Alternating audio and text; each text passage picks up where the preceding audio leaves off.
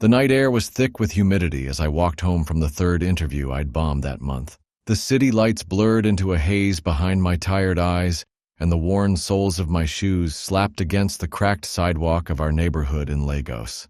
I clutched the thin envelope of my resume tighter, a sad reminder of how small my dreams still looked on paper. When I stepped into our two-room apartment, the smell of egusi soup simmering on the stove filled the air. My wife, Kemi, didn't even turn to greet me. She just scoffed and muttered, "Another waste of time?" I swallowed the lump in my throat and quietly set my bag down. Every night felt like this, the weight of her disappointment pressing down harder than the world outside, but deep inside a stubborn ember still burned. I knew I was meant for more. Somehow, some way. I just needed one chance.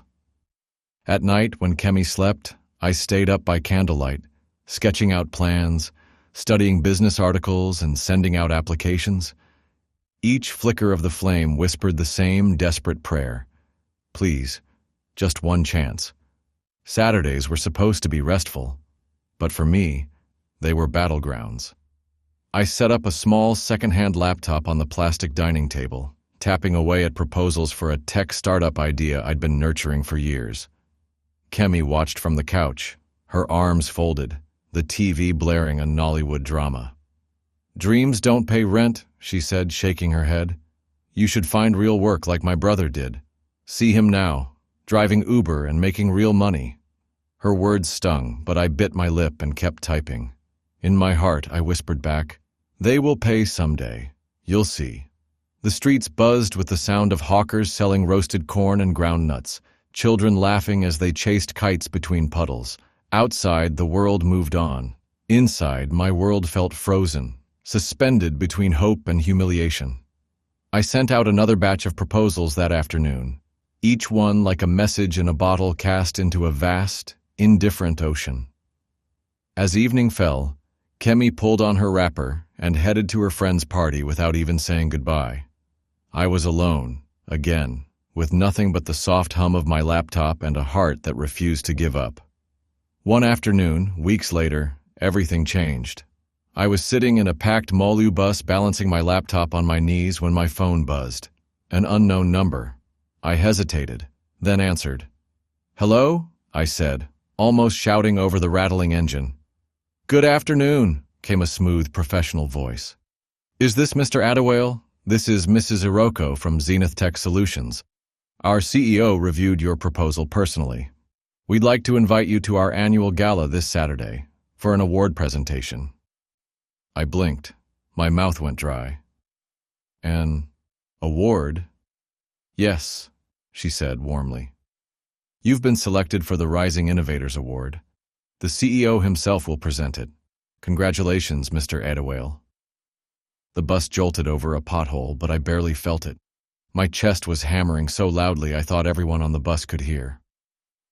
I gripped the rusted handle above me and stared out the dusty window, Lagos sprawling endlessly around me. Could this really be happening?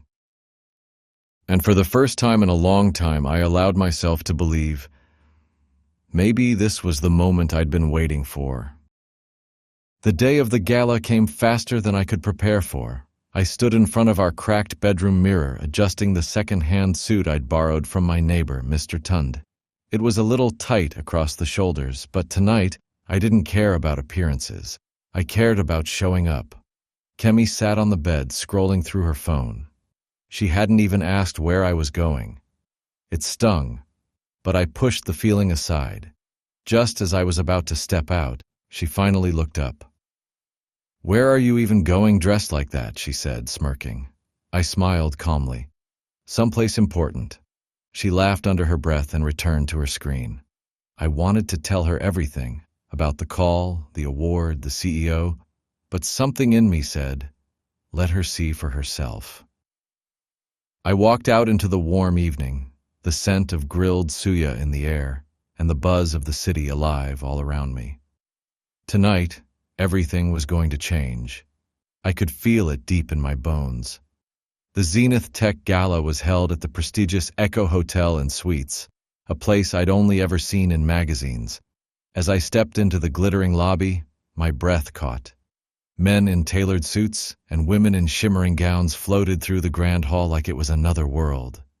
I checked my reflection in a gold-trimmed mirror, nervous, underdressed, but determined. An usher smiled warmly and led me toward the main ballroom. Inside, a massive stage stood at the front, bathed in golden lights. Banners that read, "Celebrating Innovation, Empowering Dreams," hung from the walls. My hands trembled slightly as I clutched the invitation card. I scanned the room and froze. There she was, Kemi, sitting at a table near the front with her group of friends from her office. She hadn't seen me yet. My heart pounded wildly.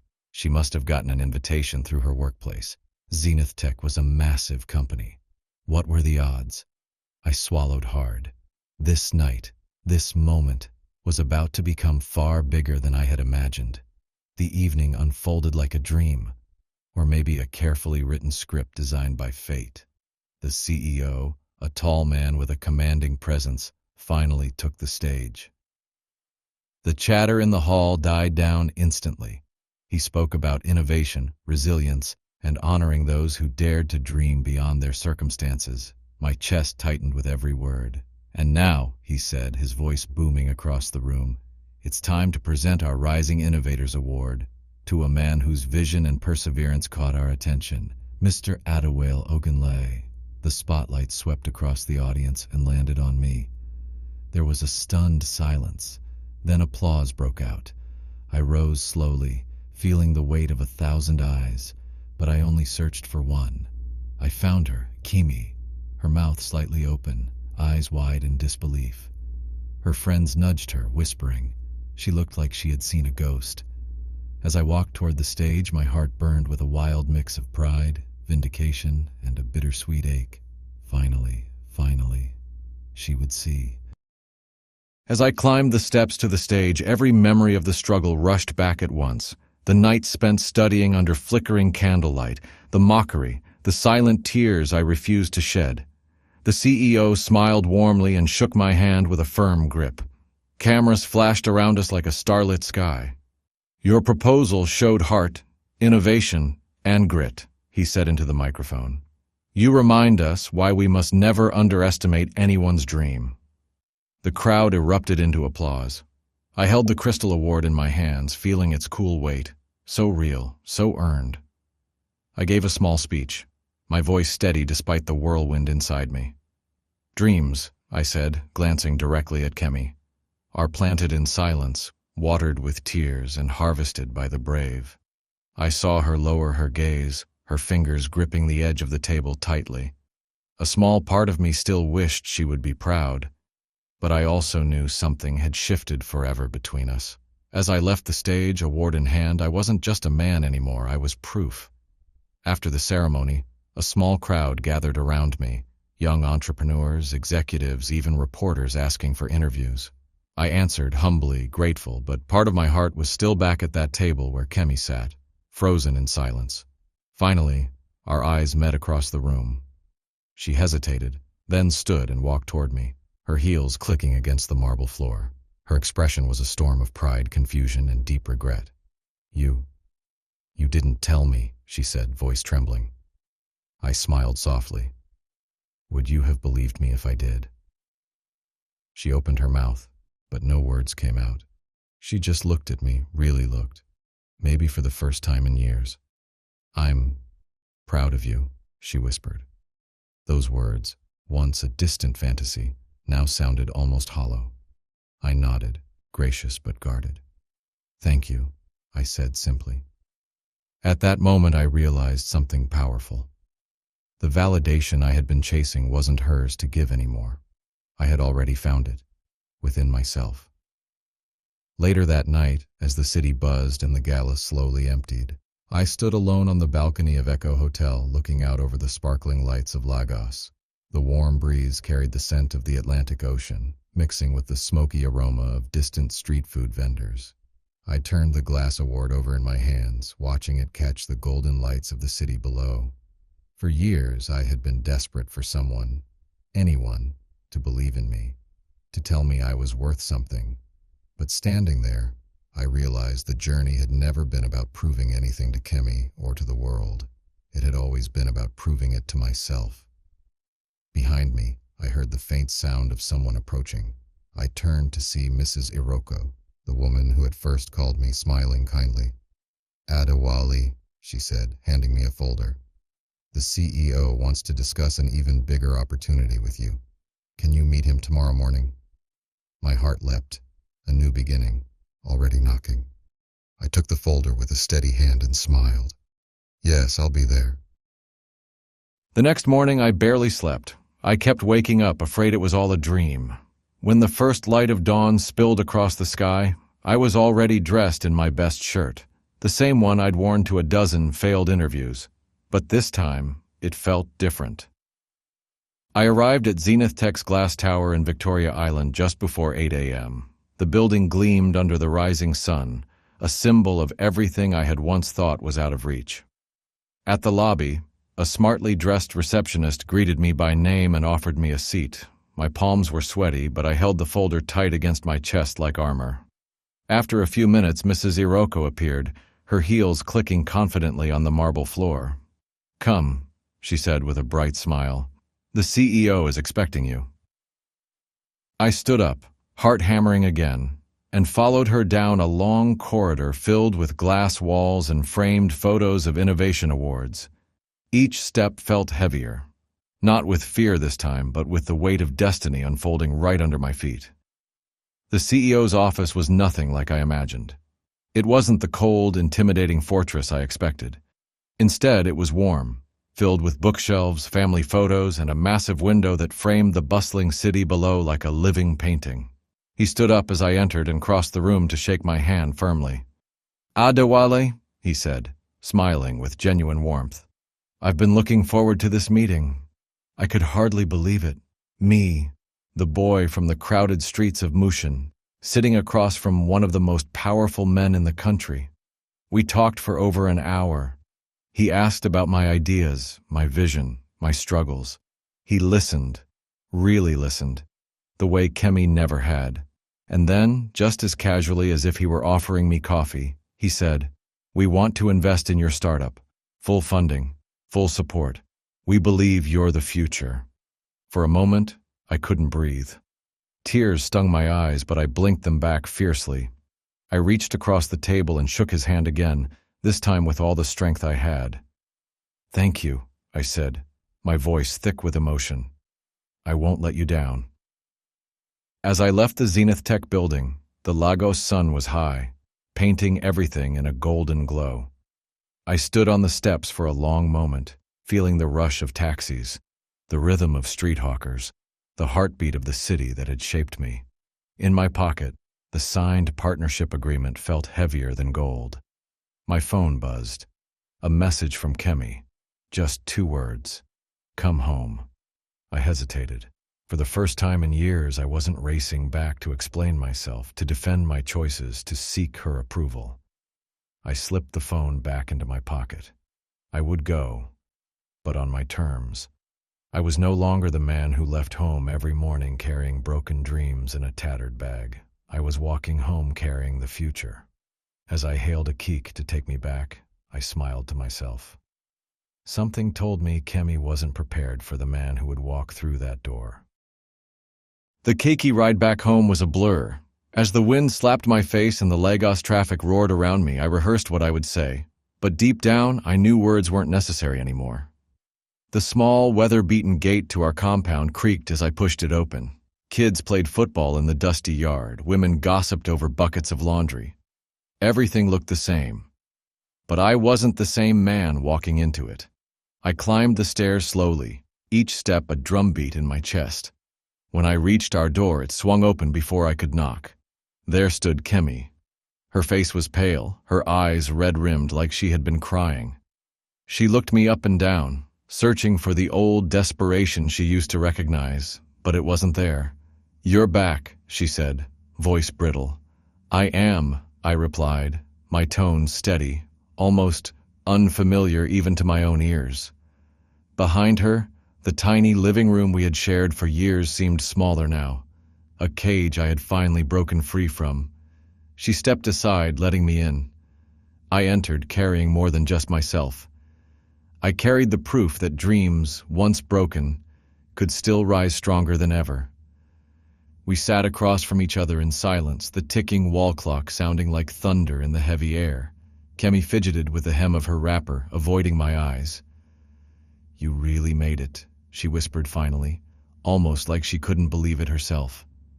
I nodded once. I didn't gloat. I didn't need to. "I never thought—" she started, then stopped, biting her lip. I didn't want to see you fail and drag me down with you." Her honesty stung more than any insult she had ever thrown at me. "But I never needed you to believe in me," I said quietly. "I just needed you not to tear me apart while I tried." She winced, the truth hitting her harder than any accusation. "I'm sorry," she said, the words trembling on her lips like fragile glass. For a long moment, I simply watched her. The woman I had once loved so fiercely, whose laughter I had chased, whose approval I had starved for. Now, I realized, I didn't need her validation anymore.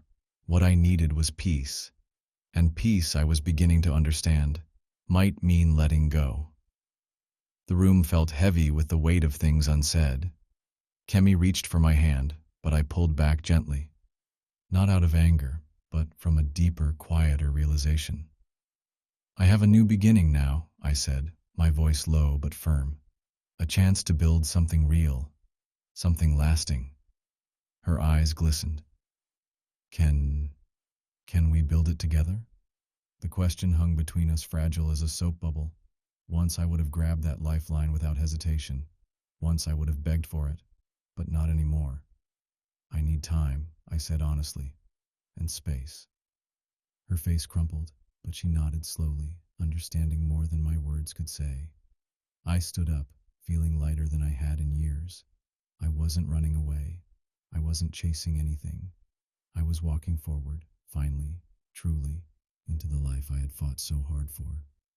As I stepped outside into the bright afternoon sun, the future spread out before me like an open road, and for the first time, I wasn't afraid to walk it alone.